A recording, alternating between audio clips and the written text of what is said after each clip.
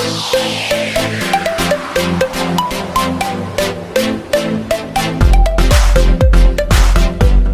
next we are going to discuss the electrical properties of solids. ഇപ്പൊ നമ്മള് ചാപ്റ്ററിന്റെ ഏതാണ്ട് last പോർഷനിലേക്ക് എത്തിയിട്ടുണ്ട്.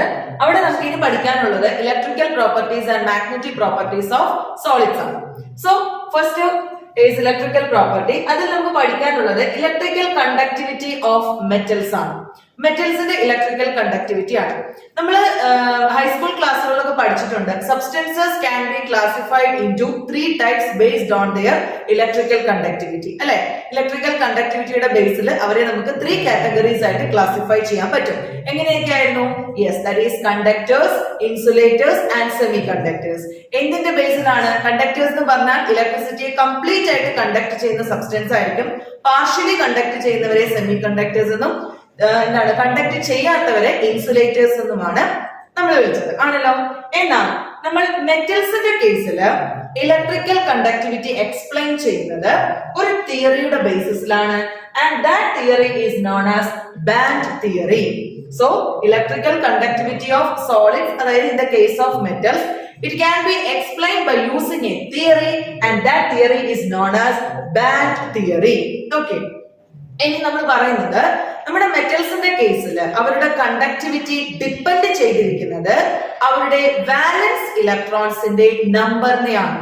The conductivity of metals depends upon the number of valence electrons.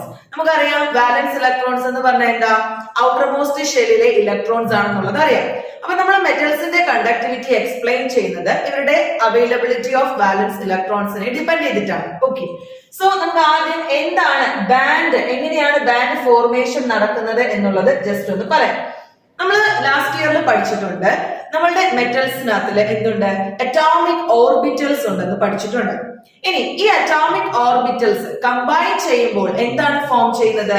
Yes, molecular orbitals form ചെയ്യുന്നു. Okay, the atomic orbitals combine to form molecular orbital. And what is the speciality of this molecular orbital? Yes, it have identical shape and equivalent energy. അങ്ങനെയാണ് പഠിച്ചിട്ടുള്ളത്. അവരുടെ energy equivalent ആയിരിക്കും, അല്ലെങ്കിൽ നമുക്ക് almost similar ആണെന്ന് പറയാൻ പറ്റും ആണല്ലോ. യെസ്, അത്തരത്തിൽ മെറ്റൽസിന്റെ അറ്റോമിക് ഓർബിറ്റൽസ് കമ്പൈൻ ചെയ്ത് മോളിക്യുലാർ ഓർബിറ്റൽസ് ഫോം ചെയ്യും. ആ ഫോം ചെയ്യുന്ന molecular orbitals which are closer in energy വളരെ അടുത്തായിരിക്കും. അങ്ങനെയുള്ള മോളിക്യുലാർ ഓർബിറ്റൽസ് ആണ് എന്ത് ഫോം ചെയ്യുന്നത്? ബാൻഡ് ഫോം ചെയ്യുന്നത്. അപ്പൊ എങ്ങനെയാണ് അവിടെ ബാൻഡ് ഉണ്ടായത് എന്നുള്ളത് മനസ്സിലായല്ലോ. അപ്പൊ വാലൻസ് ഇലക്ട്രോൺസിന്റെ ഫലമായിട്ട് നമുക്ക് അവിടെ ഒരു വാലൻസ് ബാൻഡ് ഉണ്ട്. അതേപോലെ തന്നെ ഇവരുടെ അറ്റോമിക് ഓർബിറ്റൽസ് കമ്പൈൻ ചെയ്തുണ്ടാകുന്ന മോളിക്യുലാർ ഓർബിറ്റൽസിന്റെ എനർജി ക്ലോസർ ആയതുകൊണ്ട് they can form a conduction band. അത്തരത്തിലാണ് ബാൻഡ് ഫോം ചെയ്യുന്നത്. ഇനി നമുക്കറിയാം flow of electrons or ions is known as electricity. അല്ലെ, അയോൺസിന്റെ അല്ലെങ്കിൽ ഇലക്ട്രോൺസിന്റെ ഫ്ലോയിനെയാണ് നമ്മൾ എന്ത് പറയുന്നത്? ഇലക്ട്രിസിറ്റി എന്ന് പറയുന്നത്. ഇത്തരത്തിൽ ഇവിടെ ഉണ്ടായ വാലൻസ് ബാൻഡ് ആൻഡ് കണ്ടക്ഷൻ ബാൻഡ്, അവിടെ എന്താണ് ഇലക്ട്രോൺസിന്റെ ഫ്ലോ എത്രത്തോളം നടക്കുന്നു എന്നതിനെ ഡിപ്പെൻഡ് ചെയ്തിട്ടാണ് മെറ്റൽസിന്റെ കേസിൽ they can be classified into conductors, insulators and semi conductors. Okay, അപ്പൊ അതെങ്ങനെയാണ് എന്നുള്ളത് നമുക്ക് ഓരോന്നിന്റെ കേസ് നോക്കാം. First case is conductors. അപ്പൊ നമുക്ക് ബാൻഡ് വരച്ചിട്ട് കാണിക്കാം.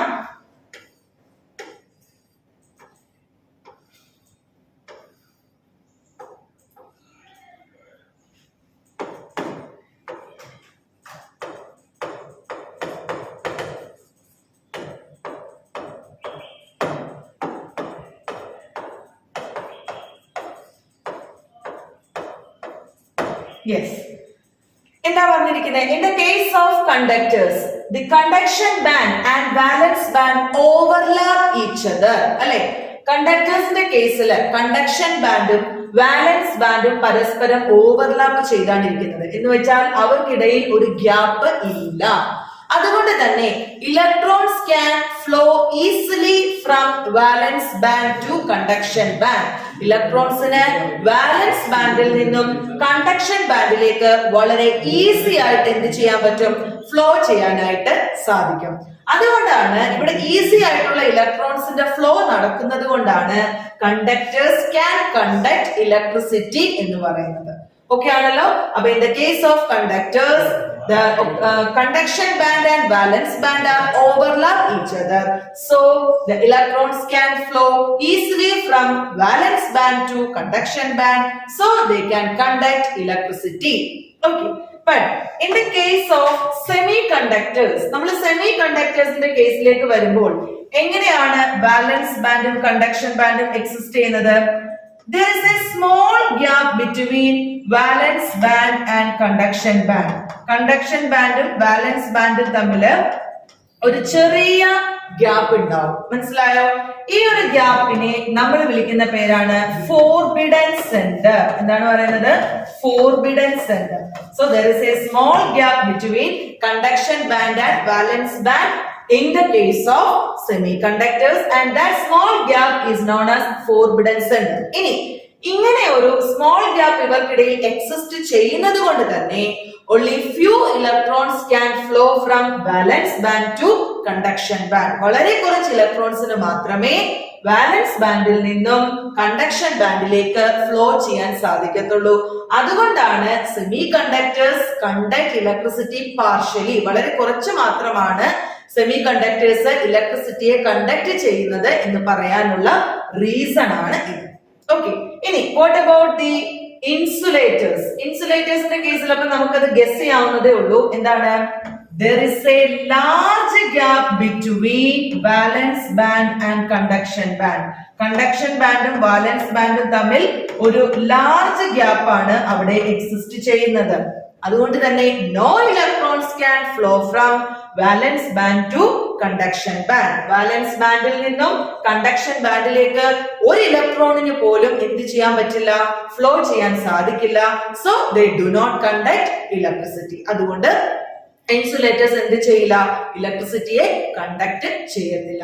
സോ ഇതാണ് ബാൻഡ് തിയറിയുടെ ബേസിസിൽ how can we explain the electrical properties of metals എന്ന് പറയുന്നത്. ഓക്കെ, ഫസ്റ്റ് നമ്മൾ പറയേണ്ടത് എന്താണ്? The electrical property of metal is depend upon the number of their valence electrons. രണ്ടാമത് എങ്ങനെയാണ് ബാൻഡ് ഫോർമേഷൻ നടക്കുന്നത് എന്ന് പറയണം. എങ്ങനെയാണ് ബാൻഡ് ഫോർമേഷൻ നടന്നത്?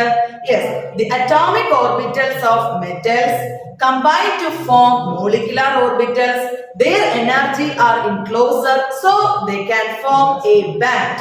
Okay, so ഇനി എന്ത് ചെയ്യണം? ബാൻഡ് തിയറിയുടെ ബേസിസിൽ കണ്ടക്ടേഴ്സിന്റെയും സെമി കണ്ടക്ടേഴ്സിന്റെയും ഇൻസുലേറ്റേഴ്സിന്റെയും ഇലക്ട്രിക്കൽ കണ്ടക്ടിവിറ്റി എക്സ്പ്ലെയിൻ ചെയ്യണം. In the case of conductors, the conduction band and valence band are overlap each other, so the electrons can flow easily from valence band to conduction band, so they can conduct electricity completely. But in the case of semiconductors, there is a small gap between the conduction band and valence band, so only few electrons can flow from valence band to conduction band, so they conduct electricity partially.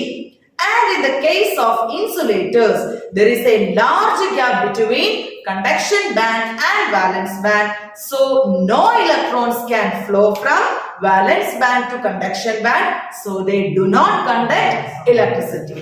Okay ആണല്ലോ. Next we are going to discuss doping. നമ്മൾ semi കണ്ടക്ടേഴ്സിന്റെ കേസിൽ വാലൻസ് ബാൻഡും conduction ബാൻഡും തമ്മിൽ small gap ആയതുകൊണ്ട് വളരെ കുറച്ച് ഇലക്ട്രോൺസിന് മാത്രമേ flow ചെയ്യാൻ സാധിക്കത്തുള്ളൂ. അതുകൊണ്ട് അവർ പാർഷ്യലി മാത്രമാണ് ഇലക്ട്രിസിറ്റി കണ്ടക്ട് ചെയ്യുന്നത് എന്ന് നമ്മൾ പറഞ്ഞു. എന്നാൽ we can increase the conductivity of semiconductors. എങ്ങനെയാണ്? By adding appropriate amount of impurities. നമുക്ക് സെമി കണ്ടക്ടേഴ്സിന്റെ കണ്ടക്ടിവിറ്റിയെ എന്ത് ചെയ്യാൻ പറ്റും? ഇൻക്രീസ് ചെയ്യാൻ പറ്റും. ഓക്കെ, അപ്പം സ്യൂട്ടബിൾ ആയിട്ടുള്ള ഇംപ്യൂരിറ്റീസിനെ ആഡ് ചെയ്തുകൊണ്ട് സെമി കണ്ടക്ടേഴ്സിന്റെ കണ്ടക്ടിവിറ്റി ഇൻക്രീസ് ചെയ്യുന്ന പ്രോസസ്സിന്റെ പേരാണ് എന്ത്? ഡോപ്പിംഗ് എന്ന് പറയുന്നത്. Okay, then what do you mean by doping? The conductivity of semiconductors can be increased by adding appropriate amount of impurities. This process is known as doping. ഇനി doping can be done in 2 ways. നമുക്ക് രണ്ട് രീതിയിൽ doping നടത്താനായിട്ട് പറ്റും. ഒന്ന്, by adding electron rich impurity. Electron rich impurity add ചെയ്തുകൊണ്ട് എന്ത് ചെയ്യാം, നമുക്ക് സെമി കണ്ടക്ടേഴ്സിന്റെ കണ്ടക്ടിവിറ്റി ഇൻക്രീസ് ചെയ്യാം. So by adding electron rich impurity, electron rich impurity add ചെയ്ത് കണ്ടക്ടിവിറ്റി ഇൻക്രീസ് ചെയ്യാം. അപ്പൊ സ്വാഭാവികമായിട്ടും second category is by adding electron deficient impurity. Electron deficient ആയിട്ടുള്ള ഇമ്പ്യൂരിറ്റിയെ ആഡ് ചെയ്തുകൊണ്ട് നമുക്ക് എന്ത് ചെയ്യാം, സെമി കണ്ടക്ടേഴ്സിന്റെ കണ്ടക്ടിവിറ്റി ഇൻക്രീസ് ചെയ്യാനായിട്ട് പറ്റും. So doping can be done in two ways. The first case is by adding electron rich impurity and the second case is by adding electron deficient impurity. ഇനി ഓരോ കേസും എങ്ങനെയാണെന്ന് നമുക്ക് നോക്കാം. ആദ്യത്തെ കേസ് ആണ് by adding electron rich impurity. Electron rich ഇമ്പ്യൂരിറ്റിയെ add ചെയ്ത് എങ്ങനെയാണ് കണ്ടക്ടിവിറ്റി ഇൻക്രീസ് ചെയ്യുന്നതെന്ന് നോക്കാം. ഓക്കെ, അപ്പൊ അതിനു വേണ്ടിയിട്ട് നമ്മൾ കൺസിഡർ ചെയ്യുന്നത് 14th ഗ്രൂപ്പ് എലമെന്റ്സിനെയാണ്. 14th ഗ്രൂപ്പ് എലമെന്റ്സ്, സിലിക്കൺ പോലെയുള്ള 14th ഗ്രൂപ്പ് എലമെന്റ്സിനെ കൺസിഡർ ചെയ്താൽ മതി. സിലിക്കൺ നമുക്കറിയാം 14th ഗ്രൂപ്പ് എലമെന്റ് ആണ് എന്നുള്ളത്. സോ സിലിക്കണിന്റെ കേസിൽ വാലൻസ് ഇലക്ട്രോൺ എന്ന് പറയുന്നത് എത്രയായിരിക്കും, 4 ആയിരിക്കും. ഓക്കെ, നമ്മൾ ഇയാളെ ഡോപ്പ് ചെയ്യുന്നത് 15th ഗ്രൂപ്പ് എലമെന്റ് ആയ ഫോസ്ഫറസ് യൂസ് ചെയ്തിട്ടാണ്. 15th ഗ്രൂപ്പ് എലമെന്റ് ആയ ഫോസ്ഫറസ് യൂസ് ചെയ്തിട്ടാണ് നമ്മൾ ഡോപ്പ് ചെയ്യുന്നത്. അപ്പൊ ഫോസ്ഫറസിന്റെ ബാലൻസ് ഇലക്ട്രോൺ എന്ന് പറയുന്നത് 5 ആണെന്നും അറിയാം. ഓക്കെ, അപ്പോ ഇവിടെ സംഭവിക്കുന്നത് സിലിക്കണും ഫോസ്ഫറസും കൂടെ നമ്മൾ ഡോപ്പ് ചെയ്യുന്ന സമയത്ത് സിലിക്കണിന്റെ 4 വാലൻസ് ഇലക്ട്രോണും ഫോസ്ഫറസിൽ 5 വാലൻസ് ഇലക്ട്രോണിലുള്ള 4 എണ്ണവും കൂടെ ചേർന്ന് 4 കോവലന്റ് ബോണ്ട് ഫോം ചെയ്യും. എന്താ പറഞ്ഞത്, out of 5 വാലൻസ് electrons of phosphorus 4 electrons form covalent bond with 4 valence electrons of silicon ആണല്ലോ. അപ്പൊ ഈ സിലിക്കണിന്റെ 4 ഇലക്ട്രോണും ഫോസ്ഫറസിലെ 5 എണ്ണത്തിലെ 4 എണ്ണവും കൂടെ ചേർന്ന് 4 കോവലന്റ് ബോണ്ട് ഫോം ചെയ്യും. ബട്ട് എന്താണ്, ഫോസ്ഫറസിന്റെ കേസിൽ ഒരു ഇലക്ട്രോൺ അവിടെ എന്താണ് എക്സ്ട്രാ വന്നു. അതുകൊണ്ടാണ് നമ്മൾ പറയുന്നത് ഇലക്ട്രോൺ റിച്ച് ആയിട്ടുള്ള ഇമ്പ്യൂരിറ്റി ആണ് അതെന്ന്. മനസ്സിലായോ? അപ്പൊ ഇവിടെ ഒരു ഇലക്ട്രോൺ എക്സ്ട്രാ വന്നു. അപ്പൊ ഇവിടെ എക്സ്ട്രാ വന്ന ഈ ഇലക്ട്രോൺ ആണ് നമ്മുടെ സെമി കണ്ടക്ടേഴ്സിൽ കണ്ടക്ടിവിറ്റി ഇൻക്രീസ് ചെയ്യാനായിട്ട് കാരണമായത്. ഓക്കെ, അത്തരത്തിൽ ഇലക്ട്രോൺ എക്സ്ട്രാ വന്ന ഒരു ഇലക്ട്രോൺ കാരണം സെമി കണ്ടക്ടേഴ്സിന്റെ കണ്ടക്ടിവിറ്റി ഇൻക്രീസ് ചെയ്യുന്നത് കൊണ്ട് തന്നെ this type of semiconductors is known as an type semi conductors. This type of semiconductors is known as n-type semiconductors. അപ്പൊ ഇത്തരത്തിൽ ഇലക്ട്രോൺ റിച്ച് ഇമ്പ്യൂരിറ്റിയെ ആഡ് ചെയ്തുകൊണ്ട് നമുക്ക് സെമി കണ്ടക്ടേഴ്സിന്റെ കണ്ടക്ടിവിറ്റി എന്ത് ചെയ്യാൻ പറ്റും, ഇൻക്രീസ് ചെയ്യാനായിട്ട് സാധിക്കും. ഇനി ഇതിന്റെ സെക്കൻഡ് കേസ് എന്താ നമ്മൾ പറഞ്ഞത്, by adding electron deficient impurity എന്നുള്ളതാണ്. ഇലക്ട്രോൺ ഡെഫിഷ്യന്റ് ആയിട്ടുള്ള ഇമ്പ്യൂരിറ്റിയെ ആഡ് ചെയ്തും നമുക്ക് കണ്ടക്ടിവിറ്റി ഇൻക്രീസ് ചെയ്യാനായിട്ട് പറ്റും. അതിന് നമ്മൾ എക്സാമ്പിൾ എടുക്കുന്നത് 14th ഗ്രൂപ്പ് ആയിട്ടുള്ള സിലിക്കൺ തന്നെയാണ് നമ്മൾ എടുക്കുന്നത്. 14th ഗ്രൂപ്പ് സിലിക്കണിന്റെ കേസിൽ 4 വാലൻസ് ഇലക്ട്രോൺ ഉണ്ട് എന്ന് നമുക്കറിയാം. എന്നാൽ നമ്മൾ ഡോപ്പ് ചെയ്യുന്നത് 13th ഗ്രൂപ്പ് എലമെന്റുമായിട്ടാണ് നമ്മൾ ഡോപ്പ് ചെയ്യുന്നത്. നമ്മളിപ്പോ ബോറോൺ എടുക്കുന്നു. Boron is A 13th group element അല്ലെ? യെസ്. അപ്പൊ ബോറോണിന്റെ കേസിൽ എത്രയാണ്, 3 ആണ് അയാളുടെ വാലൻസ് ഇലക്ട്രോൺ എന്ന് പറയുന്നത്. ഓക്കെ, അപ്പൊ ഇവര് തമ്മിൽ ഡോപ്പ് ചെയ്യുന്ന സമയത്ത് സിലിക്കണില് വാലൻസ് ഇലക്ട്രോൺ 4 ഉണ്ട്, ബോറോണില് 3 ഉള്ളൂ. അപ്പൊ എന്താണ്, സിലിക്കണിലെ 3 വാലൻസ് ഇലക്ട്രോണും ബോറോണിന്റെ 3 വാലൻസ് ഇലക്ട്രോണും കൂടെ ചേർന്ന് 3 കോവലന്റ് ബോണ്ട് ഫോം ചെയ്യും. പക്ഷേ അപ്പോ സിലിക്കണിന്റെ കേസിൽ എന്താണ്, ഒരെണ്ണത്തിന് ഇലക്ട്രോൺ അവിടെ കുറവാണ് ആണല്ലോ. അപ്പൊ അവിടെ ഒരു ഇലക്ട്രോൺ ഡെഫിഷ്യൻസി ഉണ്ടായി, അല്ലെങ്കിൽ നമുക്ക് പറയാം അവിടെ എന്താണ്, ഒരു ഇലക്ട്രോൺ ഹോൾ ഉണ്ടായി എന്ന് പറയാം. അവിടെ ഒരു ഇലക്ട്രോൺ കുറവാണ്, അതുകൊണ്ട് തന്നെ അത് അവിടെ ഒരു ഇലക്ട്രോൺ ഹോൾ ഉണ്ടാക്കി. അവിടെ ഉണ്ടായ ഈ ഇലക്ട്രോൺ ഹോൾ ആണ് ഇപ്പോൾ നമ്മൾ പറഞ്ഞ സെമി കണ്ടക്ടേഴ്സിന്റെ കണ്ടക്ടിവിറ്റി ഇൻക്രീസ് ചെയ്യാൻ റീസൺ ആയത്. മനസ്സിലായി പറഞ്ഞത്, ഇലക്ട്രോൺ ഹോൾ. ഇനി അതിന്റെ അടുത്തുള്ള മറ്റൊരു ആറ്റത്തിൽ നിന്നും ഒരാൾ വന്നാൽ പോലും അവിടെയും ഒരു ഇലക്ട്രോൺ ഹോൾ ക്രിയേറ്റ് ചെയ്യപ്പെടുകയാണ്. അപ്പൊ ഇത്തരത്തിൽ ഇലക്ട്രോൺ ഹോളിന്റെ മൂവ്മെന്റ് മൂലം അവിടെ എന്ത് സംഭവിച്ചു, കണ്ടക്ടിവിറ്റി നമുക്ക് ഇൻക്രീസ് ചെയ്യാൻ സാധിച്ചതുകൊണ്ട് this type of semiconductors is known as p-type semiconductor. കണ്ടക്ടിവിറ്റി ഉണ്ടായത് ഇലക്ട്രോൺ ഹോൾസിന്റെ മൂവ്മെന്റ് കൊണ്ടായതുകൊണ്ട് this type of semiconductors is known as P type semiconductors. അപ്പോൾ ഡോപ്പിംഗ് എന്ന് പറഞ്ഞാൽ the conductivity of semiconductors can be increased by adding appropriate amount of impurity, and it can be done in two ways. The first case is by adding electron rich impurity, and the second case is by adding electron deficient impurity. First കേസിൽ electron rich impurity പറഞ്ഞപ്പോഴാണ് നമ്മൾ അവിടെ N type സെമി കണ്ടക്ടേഴ്സിന്റെ case പറഞ്ഞത്. Electron deficient ഇമ്പ്യൂരിറ്റിയുടെ case പറഞ്ഞപ്പോഴാണ് P type സെമി കണ്ടക്ടേഴ്സിന്റെ case പറഞ്ഞത്. Okay, അപ്പൊ ഇത്രയാണ് നമ്മളുടെ ഇലക്ട്രിക്കൽ കണ്ടക്ടിവിറ്റി ഓഫ് മെറ്റൽസിന്റെ കേസിൽ മനസ്സിലാക്കേണ്ടത്. ഇനി ഈ പറഞ്ഞ പോലെ ഇതിന്റെ applications N type P type സെമി കണ്ടക്ടേഴ്സിന്റെ ആപ്ലിക്കേഷൻസും കൂടി നോക്കുമ്പോൾ ഇലക്ട്രിക്കൽ പ്രോപ്പർട്ടി ഇൻ സോളിഡ്സ് അവിടെ ഫിനിഷ് ആവും. Okay, so next is the application of n-type and p-type semiconductors. n-type p-type semiconductors എന്താണെന്ന് നമുക്ക് മനസ്സിലായി.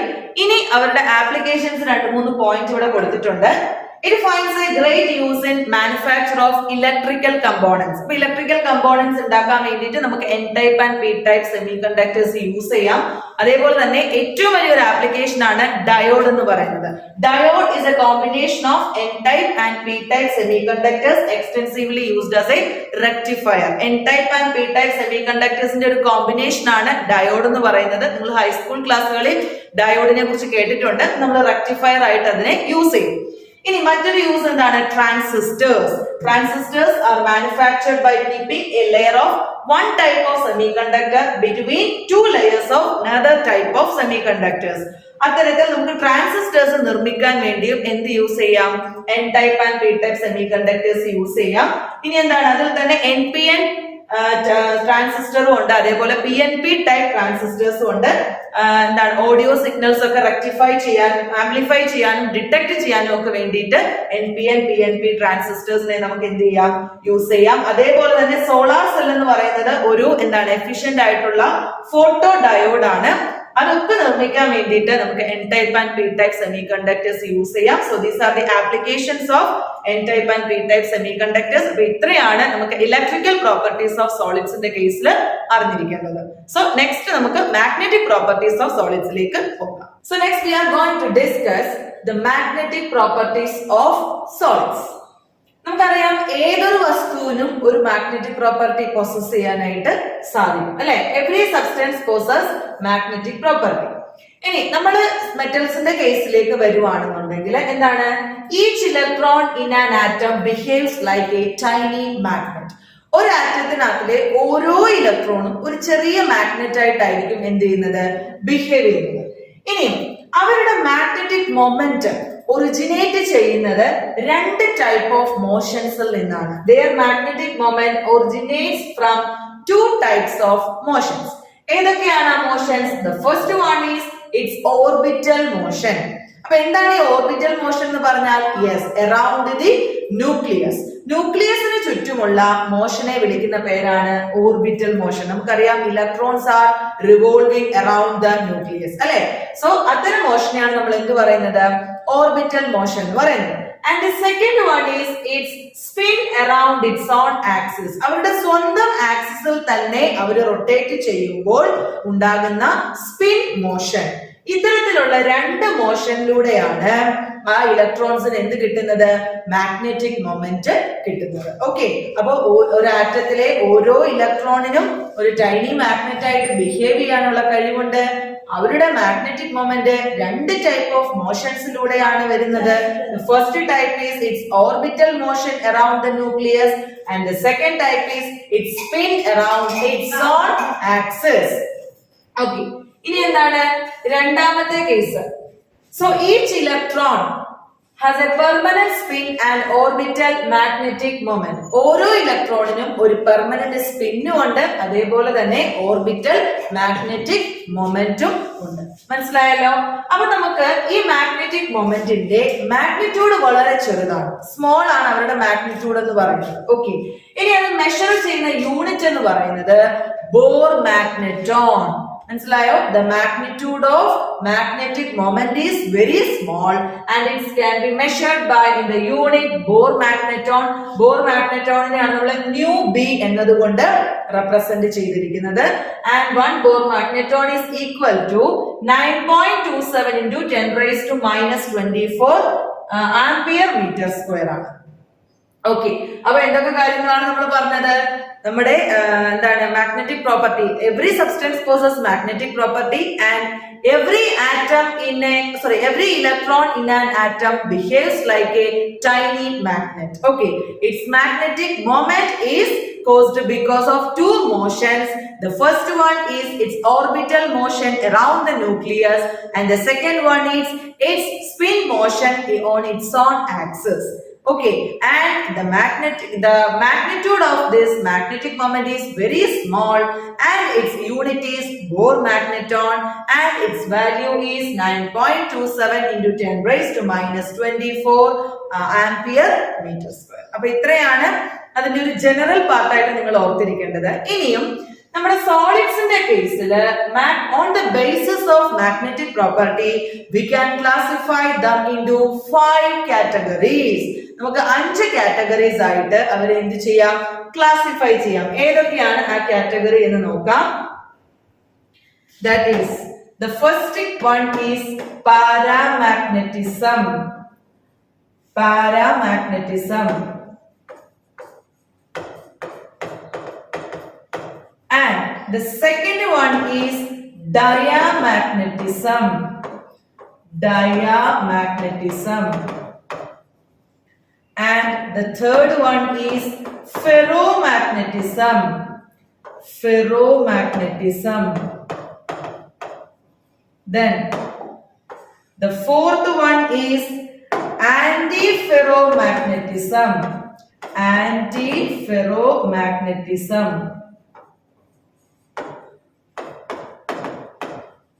Then the fifth one is ferrimagnetism. Ferrimagnetism. Okay, so these are the 5 classification of magnetic properties of solids. First one, paramagnetism, diamagnetism, ferromagnetism, antiferromagnetism and ferrimagnetism. Okay, so ഇതിലെ ഓരോന്നും എന്താണെന്നുള്ളത് നമുക്ക് detail ആയിട്ട് പഠിക്കാം. Okay, first one is paramagnetism. നമുക്ക് paramagnetism എന്താണെന്ന് ആദ്യം നോക്കാം.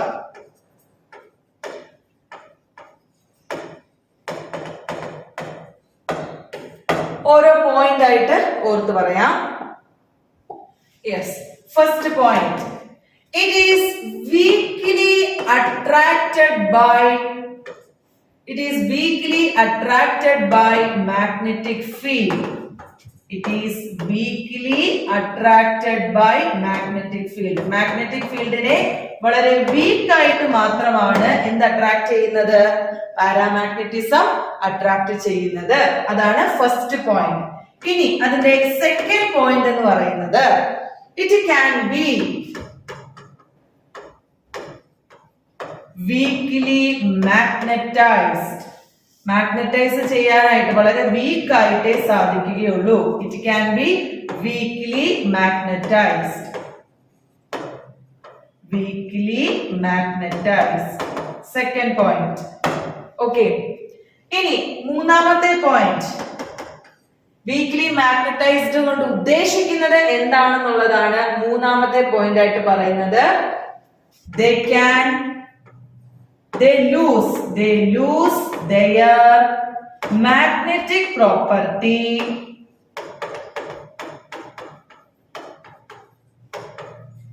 in the absence of magnetic field. In the absence of magnetic field. Magnetic field ഇല്ല എങ്കിൽ അവർക്ക് അവരുടെ മാഗ്നറ്റിക് പ്രോപ്പർട്ടി നഷ്ടപ്പെടും. They lose their magnetic property in the absence of magnetic field. അതാണ് weakly magnetized ആണെന്ന് പറഞ്ഞത്. ഇനി നാലാമത്തെ പോയിന്റ് എന്താണ്? നമ്മൾ ലാസ്റ്റ് ഇയറിൽ പഠിച്ചിട്ടുണ്ട്. പാരാമാഗ്നറ്റിക് പ്രോപ്പർട്ടി കാണിക്കണമെങ്കിൽ those substances contains yes, unpaired electrons അല്ലെ. അൺപെയർഡ് ഇലക്ട്രോൺസിന്റെ പ്രസൻസ് ഉണ്ടെങ്കിലാണ് എന്ത് കാണിക്കുന്നത്? പാരാമാഗ്നറ്റിക് പ്രോപ്പർട്ടി കാണിക്കുന്നത്. So presence of unpaired electrons. മനസ്സിലായി പറഞ്ഞത്? ഓക്കെ. ഇനി ഇതിന് ഒരുപാട് എക്സാമ്പിൾസ് ഉണ്ട്. ദാറ്റ് ഈസ് Fe3+O2 ഒക്കെ ഇതിന്റെ എക്സാമ്പിൾസ് ആയിട്ട് വരും. അപ്പൊ അടുത്ത പ്രോപ്പർട്ടി ആയിട്ട് നിങ്ങൾ എക്സാമ്പിൾ പറഞ്ഞാൽ മതി. എന്താണ്? O2 Fe2+ Cr3+ ഒക്കെ എന്താണ്? പാരാമാഗ്നറ്റിക് പ്രോപ്പർട്ടി എക്സിബിറ്റ് ചെയ്യുന്നതിന് എക്സാമ്പിൾസ് ആണ്. മനസ്സിലായി പറഞ്ഞത്? അപ്പൊ എന്തൊക്കെ കാര്യങ്ങളാണ് നമ്മൾ പാരാമാഗ്നറ്റിക് പ്രോപ്പർട്ടിയിൽ പറഞ്ഞത്? It is weakly attracted by magnetic field. Magnetic ഫീൽഡിൽ വീക്ക് ആയിട്ട് മാത്രമേ അട്രാക്ട് ചെയ്യത്തുള്ളൂ. It can be weakly magnetized. Weak ആയിട്ട് മാഗ്നറ്റൈസ് ചെയ്യാൻ പറ്റത്തുള്ളൂ. That means they lose their magnetic property in the absence of magnetic field. Magnetic ഫീൽഡിന്റെ ആബ്സെൻസിൽ അവർക്ക് അവരുടെ മാഗ്നറ്റിക് പ്രോപ്പർട്ടി നഷ്ടപ്പെടും. ദെൻ എന്തുകൊണ്ടാണ് പാരാമാഗ്നറ്റിസം കാണിക്കുന്നത്? Because of the presence of unpaired electrons. ഇനി example O2 Fe2+ Cr3+ etcetera. അപ്പൊ first type of magnetic property മനസ്സിലായല്ലോ. Okay, second type of magnetic property ഏതാണ് പറഞ്ഞത്? രണ്ടാമത്തേത് യെസ്, ഡയാമാഗ്നറ്റിസം അല്ലെ. ഡയാമാഗ്നറ്റിസം. ഓക്കെ, ഇതുപോലെ തന്നെ നമുക്ക് ഓരോ പോയിന്റ് ആയിട്ട് പറയാം. The first point, in the case of paramagnetism it is weakly attracted by the magnetic field അല്ലെ.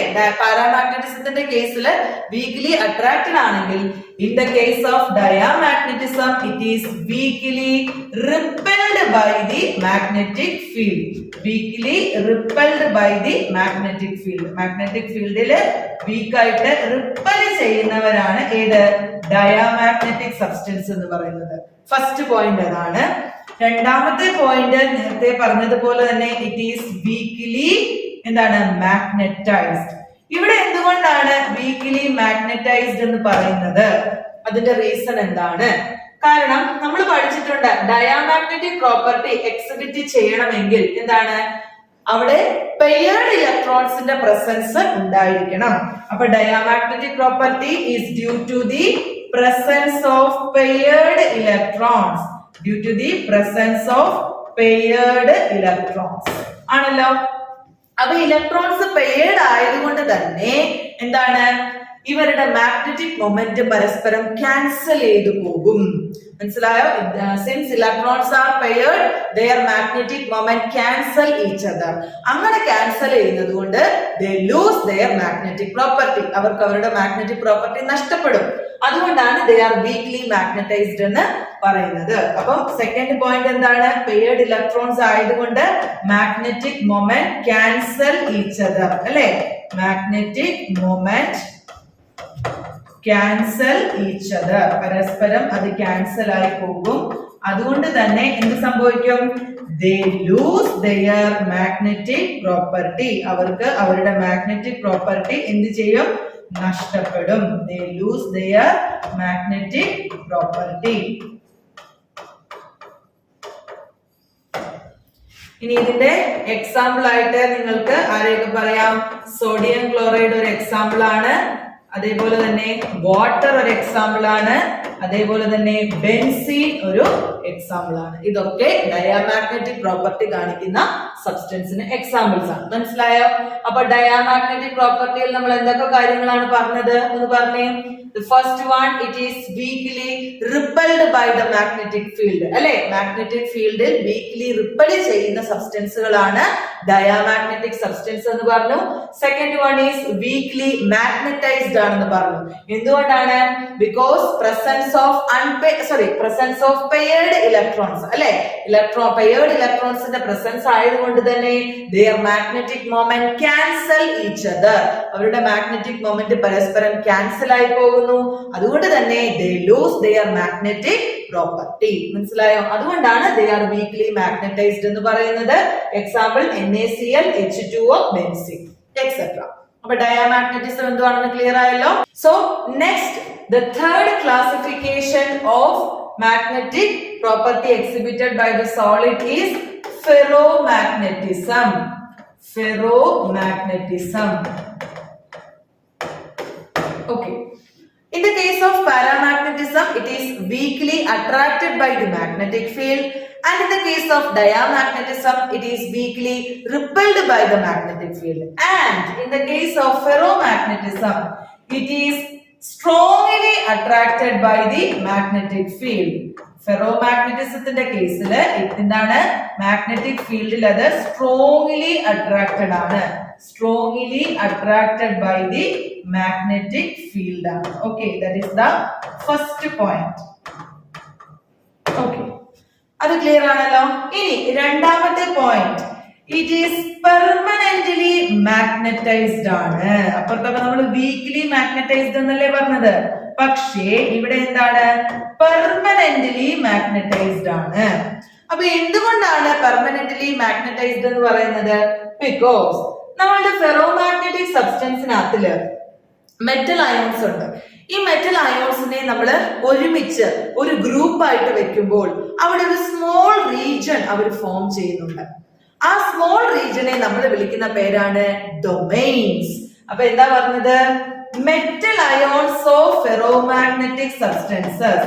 ഫെറോമാഗ്നറ്റിക് സബ്സ്റ്റൻസിന്റെ മെറ്റൽ അയോൺസ് എന്ത് ചെയ്യും? ഗ്രൂപ്ഡ് ടുഗെദർ, ഒരുമിച്ച് മാറി അവർ എന്ത് ഫോം ചെയ്യും?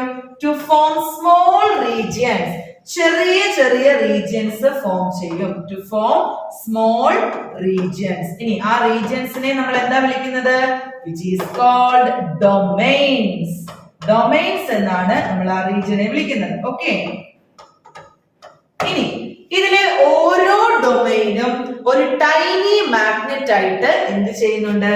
ആക്ട് ചെയ്യുന്നുണ്ട്.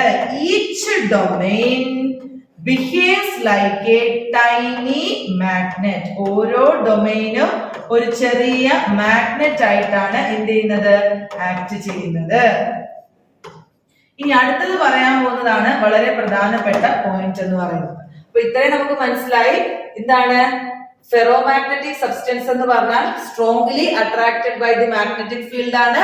പിന്നെ നമ്മൾ പറഞ്ഞു ഇറ്റ് ഈസ് പെർമനന്റ്ലി മാഗ്നറ്റൈസ്ഡ് ആണെന്ന് പറഞ്ഞു. എന്തുകൊണ്ടാണ്?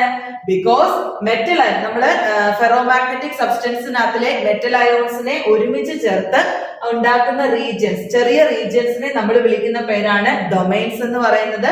അതിലെ ഓരോ ഡൊമെയിനും ഒരു ടൈനി മാഗ്നറ്റ് ആയിട്ടാണ് ആക്ട് ചെയ്യുന്നത്. ഇനി നമ്മൾ പറയാൻ പോകുന്ന പോയിന്റ്, നമ്മളൊരു മാഗ്നറ്റിക് ഫീൽഡ് അപ്ലൈ ചെയ്യുവാണെന്ന് വിചാരിക്കുക. അല്ല, മാഗ്നറ്റിക് ഫീൽഡ് ഇല്ല എന്ന് വിചാരിക്കുക. In the absence of magnetic field, magnetic field ഇല്ല എന്ന് കരുതുക. In the absence of magnetic field, magnetic field ഇല്ല എങ്കിൽ ഈ പറഞ്ഞ ഡൊമൈൻസിനെ നമ്മൾ റാൻഡം ആയിട്ടാണ് അലൈൻ ചെയ്യുന്നത്. These domains R randomly arranged.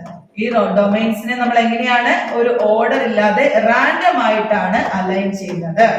അങ്ങനെ റാൻഡം ആയിട്ട് അലൈൻ ചെയ്യുമ്പോൾ എന്ത് പറ്റും?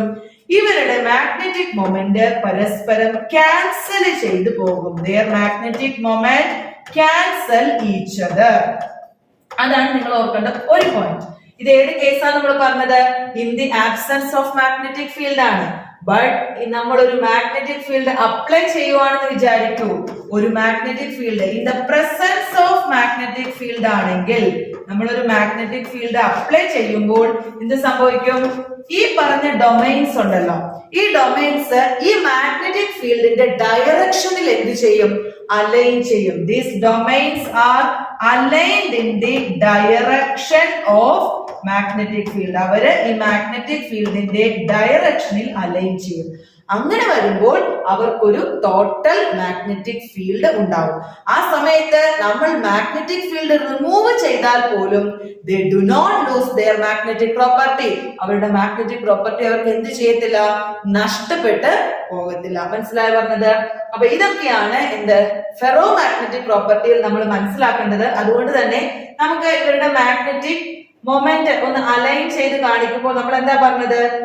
ഇവരുടെ ഡൊമൈൻസ് ഒരു നെറ്റ് മാഗ്നറ്റിക് മൊമെന്റ് കാണിക്കുന്നുണ്ട്. അപ്പൊ നമ്മൾ അലൈൻ ചെയ്യുമ്പോൾ ഇങ്ങനെ കാണിച്ചാൽ മതി. എല്ലാം പാരലൽ ഡയറക്ഷനിൽ, നമ്മൾ ഏത് ഡയറക്ഷനിലാണോ മാഗ്നറ്റിക് ഫീൽഡ് കൊടുക്കുന്നത് ആ ഡയറക്ഷനിലാണ് എന്ത് ചെയ്യുന്നത്, ഈ ഡൊമൈൻസ് അലൈൻ ചെയ്യപ്പെടുന്നതെന്ന് നമ്മൾ പറഞ്ഞു. അപ്പൊ അതുകൊണ്ട് ഒരു പാരലൽ, ഒന്നെങ്കിൽ നമ്മൾ പാരലൽ ഡയറക്ഷനിൽ മാത്രം കാണിക്കുക, അതല്ല എങ്കിൽ നമ്മൾ എന്താണ് ആന്റി പാരലൽ ഡയറക്ഷനിൽ മാത്രം, ഏതെങ്കിലും ഒരു ഡയറക്ഷനിൽ മാത്രം നമ്മൾ ഈ അലൈൻമെന്റ് കാണിച്ചാൽ മതി. അപ്പൊ അതാണ് ഫെറോമാഗ്നറ്റിക് സബ്സ്റ്റൻസിന്റെ കേസിൽ നമ്മൾ മനസ്സിലാക്കുന്നത്. ഇപ്പൊ ഫെറോമാഗ്നറ്റിക് സബ്സ്റ്റൻസിന്റെ കേസിൽ നമ്മൾ ഫസ്റ്റ് പറഞ്ഞത് it is strongly attracted by the magnetic field ആണ്, സ്ട്രോങ്ലി അട്രാക്റ്റഡ് ആണ്.